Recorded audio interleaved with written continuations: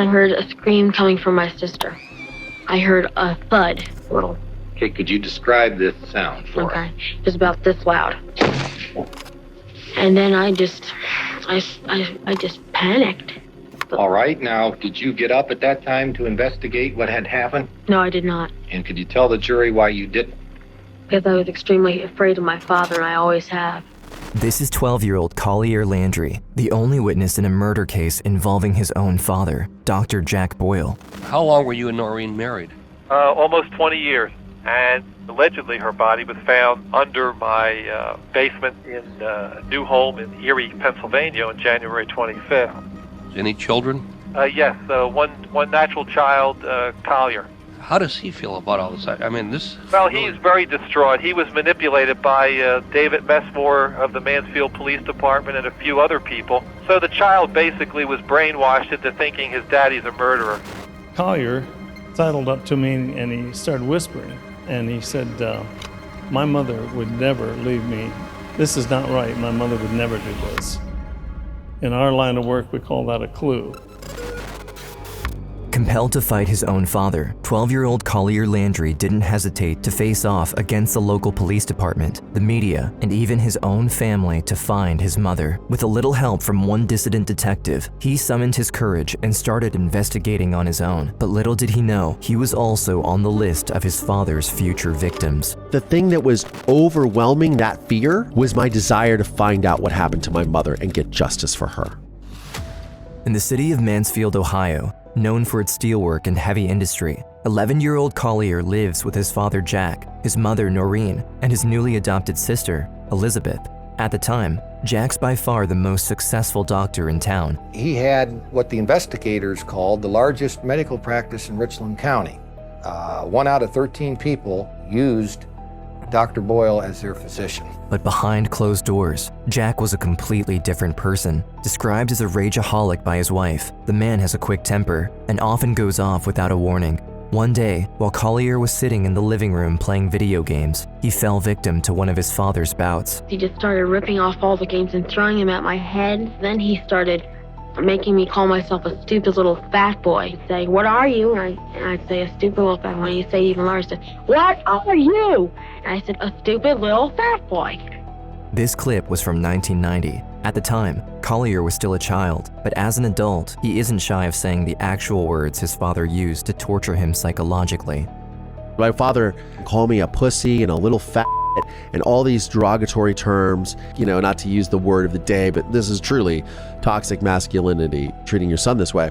But his other faults were hardly a secret to anyone. Everybody in town knew of his infidelities, and Jack never had to face the consequences of his actions until the day he casually introduced his latest girlfriend to his own son. My dad got out and he says, "Well, look who's here, it's Sherry." Then I turned to Sherry and I looked at her hand and she had a ring on. And I turned to her and I said, "Sherry, my mother has a ring like that." After Collier noticed the ring, he knew he had to tell Noreen. I knew I was in an impossible position. I said, "Mom, please sit down. There's something I have to tell you. I think Daddy has a girlfriend." Noreen had reached her limit. She already knew about Jack's cheating, but involving Collier in his affairs was the last straw, so she filed for divorce. Jack tried to convince her to leave Ohio and start fresh, but they ended up staying for the holidays, during which it all went relatively well, until New Year's Eve, when Collier was awakened by a piercing scream coming from his parents' bedroom. Shortly after that, his father, he heard him walking down the hallway to his room. And he remembers his father opening the door and looking in at him for a long period of time. Paralyzed by fear, Collier didn't move an inch and waited for his father to leave his room. He kept trying to make sense of what just happened. In the morning, he finally found the courage within himself to get out of his room and face Jack. And so I went downstairs and I said, "Where's my mother?" to my father, and he said, "Well, Mommy took a little vacation, Collier." And then I didn't know what to say. I just panicked. And so I said, and he said she'll be back in a few days, and then she just left. Convinced his mother wouldn't just leave him, Collier grabbed her phone book and ran upstairs before his father. So I'd hidden these phone numbers. I take the cordless phone, I go into the bathroom, and I lock the door. And I start calling every single one of my mother's friends. And I tell them what happened. I said, I need you to call the police. While talking to his mother's friends, Collier remembered how scared and depressed his mother had been during the past few years. He couldn't believe he would have to deal with his father on his own from now on. There's a sadness in her eyes. There was just such a sadness with her because she felt so alone. And she probably felt very trapped. And that there was no way out. When the police arrived, Jack simply told them that he and Noreen got into an argument and she left the house by her own means.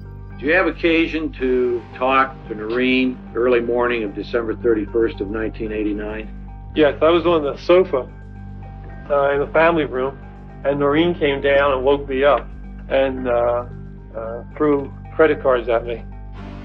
Did you leave the house then? Mm-hmm. Yes, she did. I saw Noreen get into a car at the edge of the driveway.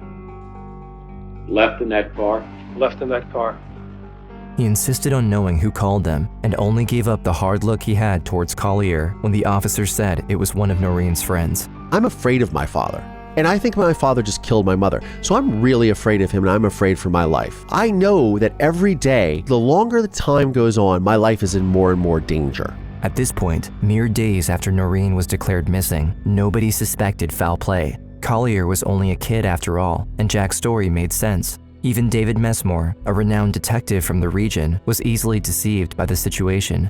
So if you looked at the actual circumstances, they were believable. The fact that she walked out the door, she was very upset. I don't know whether other issue may have come up, maybe another girlfriend or something like that, and would have caused her to just up and leave. And that's not beyond belief. It's not even unusual in our business. When Messmore met with Collier for the first time, he seemed distraught, repeating over and over that his mother would never leave him. But Christine Boyle, Jack's 76-year-old mother, quickly dismissed his claims. She was also present on the night of Noreen's disappearance and did hear some commotion, but went on to support Jack's story. She told the detective that 3 years ago, during the holidays, Noreen got into a fight with him and left without warning, only to come back the next day. She explained that her son asked her to take care of Collier and Elizabeth while he went to Erie, Pennsylvania, to work on the new home he purchased as part of their plan to move away. Days went by without any signs of Jack or Noreen until one neighbor tipped the police, claiming that he was up very early on January 1st and they didn't notice anyone leaving their home at the time. So they showed up to investigate, but this time had a whole forensic unit ready to comb through the house. When we arrived on Hawthorne Lane, we were fully staffed. We had lab coats. We went in to process the scene for the potential evidence of maybe a homicide happened. And when we got done, we pretty much just shrugged our shoulders and left. This second visit, however, turned out to be way more useful than initially thought. For a minute, Detective Messmore finally had the time to listen to Collier without his grandmother around. Again, he went over the details of what he heard that night, but also spoke of what his father had been up to since then. Collier also told me that after his father got back from that weekend in Erie, his shoulders and arms were very sore and Collier had to rub liniment on him, which was unusual. Messmore was impressed by the details Collier recalled in such a short burst, seeing that his grandmother was walking toward them and would probably attempt to dismiss Collier once more. He quickly told the kid to call him at the station as soon as he could and gave him his card and left with Christine following behind him. Normally, if you talk to 10, 11-year-olds, you kind of take part of what they say as being really accurate. But in his case, he was so convincing that I thought, I'm going to have to look into this some more. Determined to find justice for his mother, Collier set out to find a way to talk to Messmore away from his home. I went to school the next day, and I told the principal at the school, you need to call down at the Mansfield Police Department and ask for this guy named Lieutenant David Messmore. Aware that his father could probably kill him for conspiring against him, Collier stuck to the safety of his school to discuss with Messmore. This relationship was of great use to the detective because he had been barred from entering the Boyles' house after his last visit yielded no results. It was almost as if nobody thought Jack could have possibly done something wrong to his wife. I developed this rapport with Dave Messmore where he would come to school and I would be like, I told him first day, I was like, I'm going to go home, I'm going to run upstairs, and I'm going to pull the bookcases out of the wall, the shelves, and look behind them to see if I can find my mother's body. I'm not even 12 years old at this time. Messmore was worried about Collier's safety and pressed him to stop investigating on his own. But knowing that the kid probably couldn't help himself, the detective made sure he understood the gravity of his situation. Collier needed to be absolutely certain he couldn't get caught, because if his father was truly a murderer, there was no way to guarantee he wouldn't take care of him in the same way he did Noreen. These are the conversations I'm having with this man. I'm like, I know if she was going to leave, she would take this person, she would bring this. I'm going to see if that person's in the house. And this back and forth went on for weeks. Messmore would ask Collier what he found inside the house, while Collier would ask him what progress the police made. Every morning, the kid would go to his school's principal's office and ask the same question. You need to get him here. Like every day, I'm like wanting to talk to him. Like, what happens? What do you know? What do you this? But there wasn't much to share on Messmore's side. His department was pretty much convinced that Jack's retelling of the events was correct. To them, this was only a woman who left after learning of her husband's cheating, not a murder, not an assault, not even a crime. So the detective had his back against the wall. It was only him and an 11-year-old boy against his whole department, against their whole town. Unbeknownst to me, like, he was catching from his captain, because it's like, okay, you're now investigating a doctor in our small town. We don't do that. Like, they got into a fight, she left. He goes, yeah, but there's something about this kid. As his captain was about to close the case, Collier came to Messmore with a new clue. The police had no proof of Sherry's involvement with Jack up to this point, but Collier, while his father left him alone in his truck to pay for gas, started going through the glove compartment and found 2 photographs of him and Sherry, inside and outside of his new home in Erie. During this time, so I find the picture of the house. I tell Messmore about this. Immediately, Messmore assembled his team once again. They contacted the real estate agent behind the transaction and all the hardware stores in Mansfield and Erie, asking if anybody had bought a shovel in the last month. They even called Sherry herself, asking about the affair. This level of scrutiny tipped Jack off. There was someone working against him. The police couldn't know all of these details without someone feeding them information. And this is when he told Collier that they would be leaving for Florida the following day. When asked why, Jack was evasive. That same day, Collier called Messmore in a panic. He realized that, like, literally this is the only witness to a potential murder, and this guy's gonna kill his son. After listening to Collier, the detective reassured him that they would get him out of Jack's house as soon as possible, and that they would stop investigating until they could guarantee his safety. The following day, CPS agents and police officers raided the house. On the morning of January 24th, 1990, I woke up at 6 a.m. to these 2 strangers in my room, and they're literally like, you have 20 minutes to pack a bag and your things, we're leaving. With Collier out of harm's way, Messmore and the Mansfield Police Department went on with their investigation. First, they met with Michelle Barth, the realtor who sold the house to Jack. She explained that the woman who signed the contract with Jack wasn't Noreen. The real estate agent described the young lady that was with Dr. Boyle as being pregnant and very young, and certainly that didn't resemble the photos that I had of Noreen. She went on to explain how Jack pressured her client to allow him to move in early, insisting that the house should be entirely emptied by January 1st. But it was her last comment that truly shook Messmore and his colleagues. He says, if I were to break into the basement floor, what will I hit? What is underneath that floor? And what was your response to that then? Why?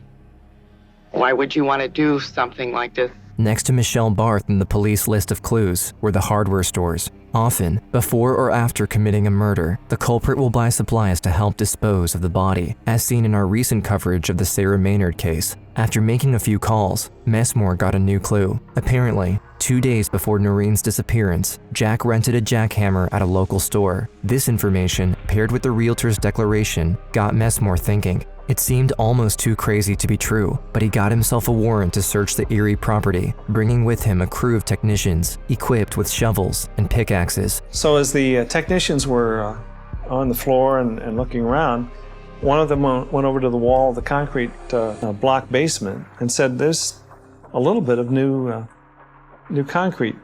It's like a mortar or something. It's kind of soft.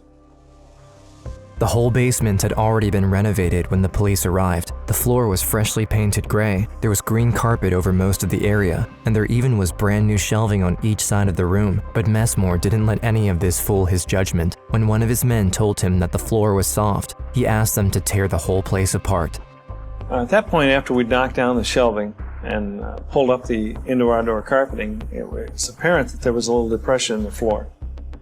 They started digging, and soon enough were struck by the foul smell. Indeed, there was a body entombed in the concrete, rendered unrecognizable by weeks of decomposition. Jack was immediately arrested, and a forensic team was dispatched to the scene. They found nothing in the house, nothing in the basement, and even looked at his cars. We did vacuum sweepings from all the cars. We tried to see if there was any association with a victim in the car that would not be normal, and there was really nothing that was drawn of any value from the analysis of the Bureau. Stuck with an unrecognizable body without any physical evidence to back their claims, the police didn't have much to bring to the upcoming trial, so Detective Messmore paid a visit to Collier while he was in foster care. He intended to ask him to testify against his father at the trial, but before that, Collier had a few questions concerning his mother.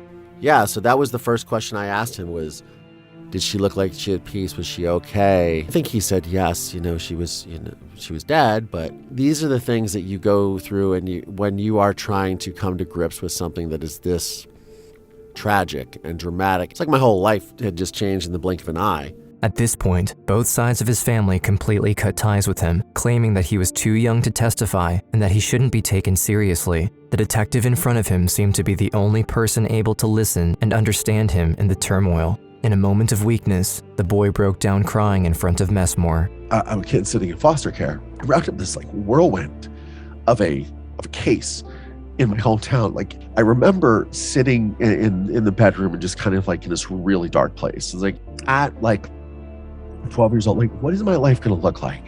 I have no family. I've lost my mother and my father. My family, nobody wants anything to do with me, right?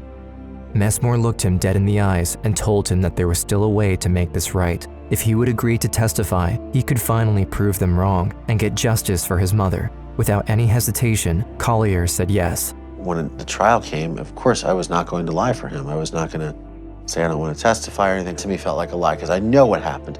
I knew she was dead. I knew all this. I was working with the police, all that. I knew that this was the right thing to do, as much as it hurt. 5 months later, on June 4th, 1990, the trial started and Collier finally came face to face with his father. Testimony continued today in the most notorious criminal trial in Richland County history. Dr. John Boyle is accused of killing his wife Noreen and burying her body in the basement of his new home in Erie, Pennsylvania. The 12-year-old son of accused murderer Mansfield Dr. John Boyle finally took the stand. Will you tell us who you are? I'm Collier Landry Boyle. Collier started by telling the jury of his father's infidelities, recalling his encounter with Sherry wearing his mother's ring, the pictures he found in Jack's truck, and the loud noises and screams he heard on New Year's Eve. Afterward, Sherry too took the stand.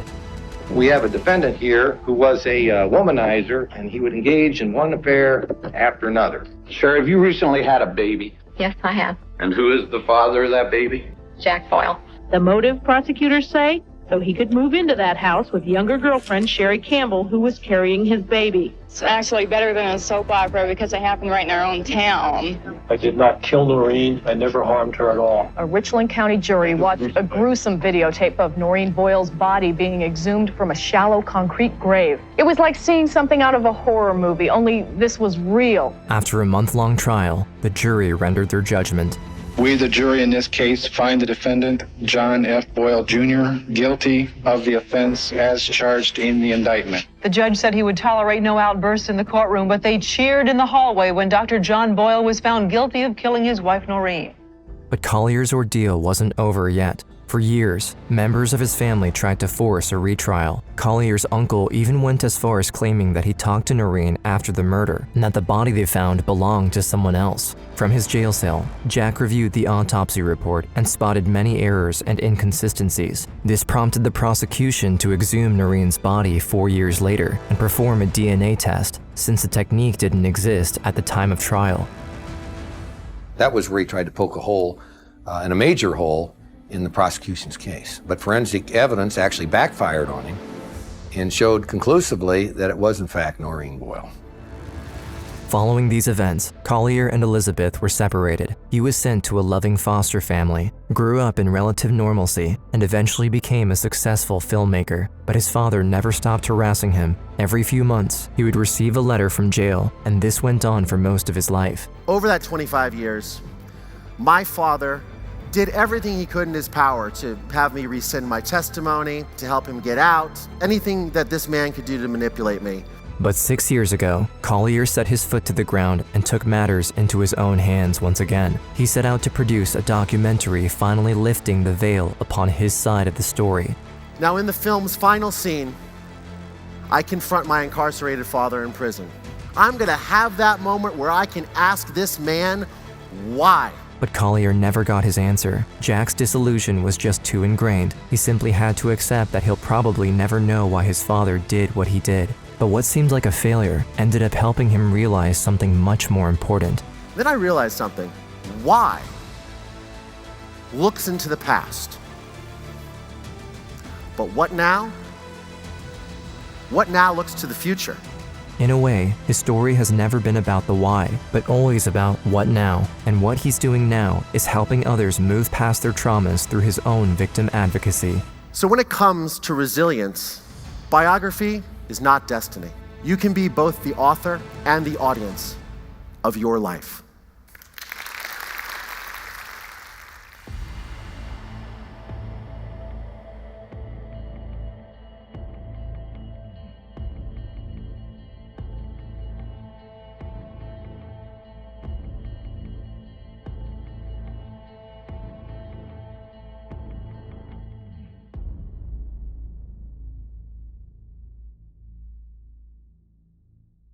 All the members of my family had been killed.